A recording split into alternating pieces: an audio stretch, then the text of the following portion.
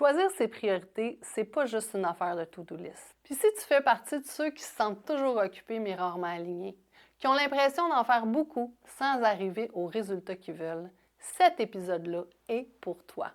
T'es prête? C'est parti!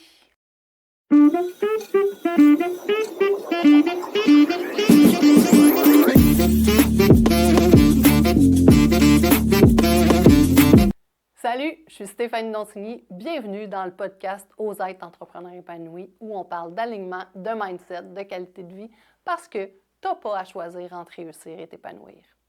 Aujourd'hui, épisode 6, on va plonger dans un sujet qui revient souvent dans mes coachings, les priorités. On en parle beaucoup dans Partenaires de succès, mais j'avais envie d'en faire un épisode de podcast. Puis aujourd'hui, on va se dire les vraies affaires. On sait tous qu'on ne peut pas tout faire en même temps, mais quand vient le moment de choisir ce qui compte, parfois, c'est pas toujours si clair que ça de savoir quoi prioriser. Les priorités, c'est certainement en lien direct avec comment on planifie, puis surtout comment on se met en action. Mais là, on va le faire avec l'angle Ose être. On va explorer pourquoi c'est parfois si difficile de rester connecté à ce qui compte vraiment, de rester aligné sur ce qu'on veut. Puis pour ça, j'avais envie de te parler de 3 erreurs fréquentes que je vois le plus souvent chez les entrepreneurs quand vient le temps de choisir ses priorités. Ces erreurs-là, c'est des pièges subtils, mais qui sont puissants, qui font qu'on est occupé, mais que ça ne nous permet pas toujours d'avancer sur ce qui compte vraiment. Ça fait qu'on s'éloigne tranquillement de ce qu'on veut vraiment créer. Erreur numéro 1, c'est de ne pas se faire passer en premier. On pense souvent que prioriser, c'est juste organiser sa semaine. Mais tu commences par quoi souvent? Tu vas prioriser tes projets, tes clients, ta business, tes urgences, tes enfants. Mets-toi là-dedans. Si tu commences même pas par toi, toutes tes autres décisions vont être désalignées. Puis tu deviens souvent l'élément qui va sauter en premier. Ta santé, ce qui te fait vibrer, ce qui compte le plus pour toi, ça va passer après. Puis quand tu t'oublies dans l'équation, ça fonctionne au début, mais tes priorités ne deviennent pas choisies. Ça devient imposé par ce qui se passe autour de toi, par le contexte, par les autres, parce que tu penses qu'il faut réaliser, mais pas parce qu'il est plus important pour toi.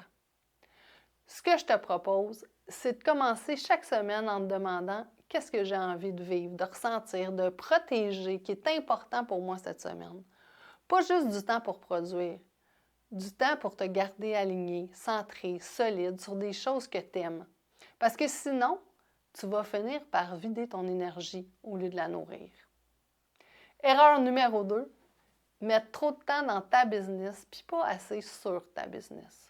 Tu fais rouler la machine, tu livres, tu réponds, tu ajustes, tu règles, tu fais tout ce qu'il faut pour que ton entreprise avance, mais tu n'as plus de temps pour réfléchir. Tu n'as plus d'espace pour revoir ta vision, revoir tes offres, revoir ton modèle d'affaires. Tu es toujours dans l'action, mais ça fait en sorte que tu finis par te désaligner. Tu réagis au quotidien au lieu de piloter ton entreprise. Puis, être toujours dans l'action, ça finit par faire en sorte que tu vois seulement l'arbre devant toi. Tu perds de vue la forêt.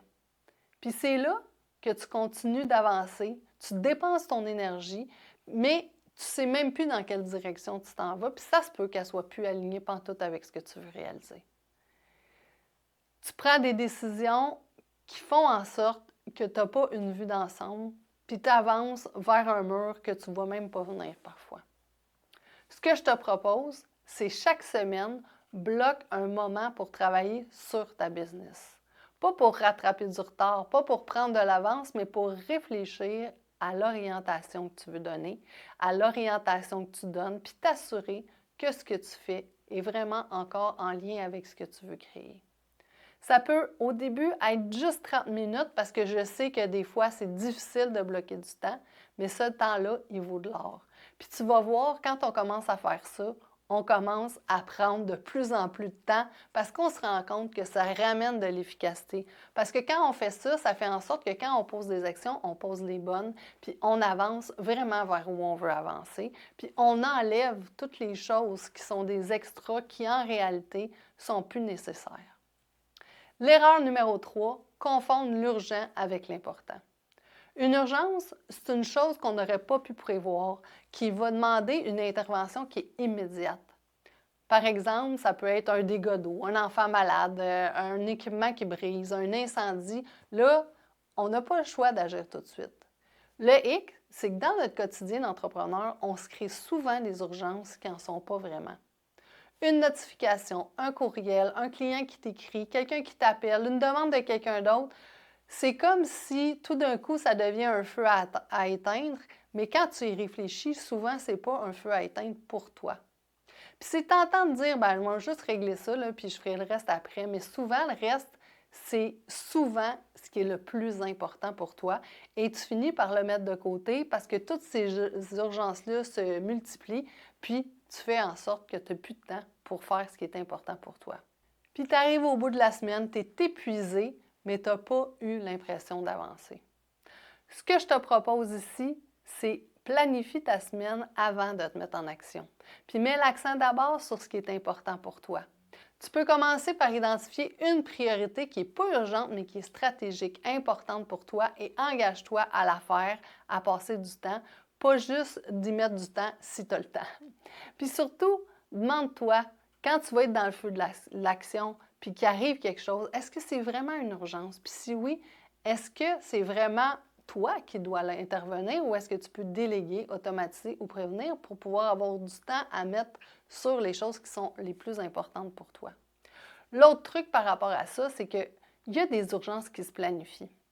Si tu as un dégât d'eau, par exemple, quand tu reçois l'appel, bien, on s'entend, il faut que tu interviennes, mais si tu as mis un processus qui est en place, si tu as mis quelque chose à l'avance pour pouvoir réagir, bien, peut-être que ça va être super facile à régler sans que tu aies besoin d'intervenir.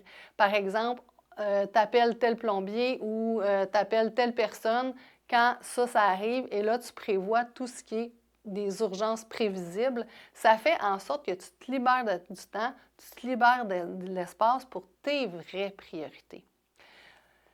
Puis l'autre chose, c'est ce qui semble urgent pour ton cerveau, il va attirer ton attention. Mais ce qui est important, il va le reléguer un peu à côté parce que ça demande vraiment de la présence, de la conscience parce qu'on ne voit pas les résultats immédiats.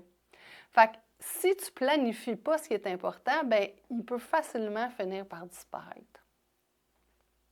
Donc, les priorités, ce n'est pas juste une liste qu'on fait.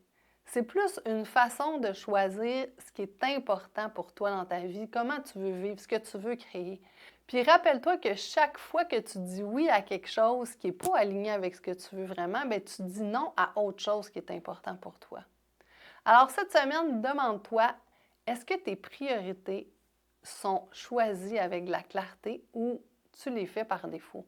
Est-ce que tu réponds à des urgences qui ne sont pas les tiennes ou tu nourris tes vrais projets, les choses qui sont vraiment importantes pour toi? Est-ce que tes actions au quotidien reflètent vraiment ce que tu veux vivre? C'est des questions super puissantes à se poser. Puis si tu as envie d'aller plus loin pour t'aligner, pour rester focus sans t'éparpiller, bien, viens me jaser ou viens voir ce qu'on peut faire parce qu'avec le programme Partenaire de succès, c'est sûr qu'on peut t'aider. D'ici là, je t'invite à te choisir et à choisir ce qui compte pour vrai pour toi quand tu mets en place tes priorités. Et je te dis à jeudi prochain 18h pour un nouvel épisode du podcast Ose être entrepreneur épanoui.